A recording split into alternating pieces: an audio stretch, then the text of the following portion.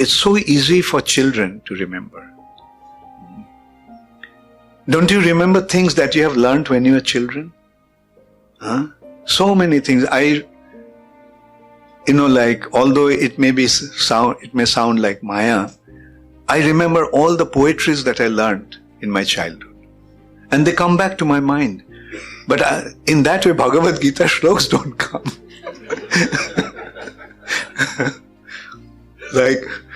Because, you see, it's like a new tape recorder. The recording head of the tape recorder in a new tape functions very well. But as it keeps on functioning, the head wears out. And then the recording is not that clear. So when you're young, your recording head is very, very sharp. So anyway, unfortunately, we couldn't become engaged in our childhood in Krishna consciousness. But parents, make it a point to give Krishna consciousness to your children. They'll listen to you. At least you can rest assured that, I'm sure the parents have noticed the children, say up to the age of 10, they're quite obedient. Mothers and fathers, they're quite obedient up to the age of 10. And then, they reach their teen and they go into, it'll happen. They will take their own course. But give them a very substantial, implementation of Krishna consciousness when they're young. Because it will remain with them. And then even if they deviate, don't get upset if the children deviate.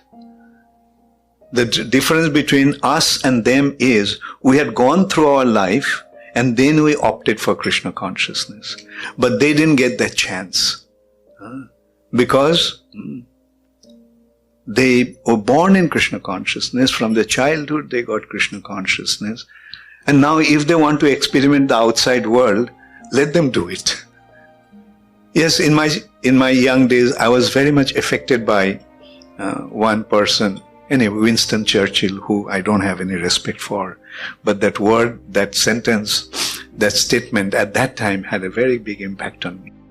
He mentioned the young boys of 20 to 25 go out in the world, do things, make mistakes and learn. And I actually took that. I was very much inspired by by that time I was only 22, almost going to 23. I said, at least I have 2 years. So go out in the world, do things, make mistakes and learn. And I can tell you, I learned a lot. So let them also go out. Let them make mistakes and let them learn. But you can rest assured that if you give them a very good, I was going to use the word dose, but anyway, let me use that word. Give them a very good dose of Krishna consciousness when they're young. As parents, make it a point. Give them a very good dose of Krishna consciousness. And it will remain as a prophylactic, as a medicine. Even if they go out and do things, make mistakes, learn, at some point they'll realize, these are all useless activities. Let me go back. So that's why cultivation or education of Krishna consciousness at a young age is very, very important. Kaumaram acharit pragya. Then let us create the opportunity for them.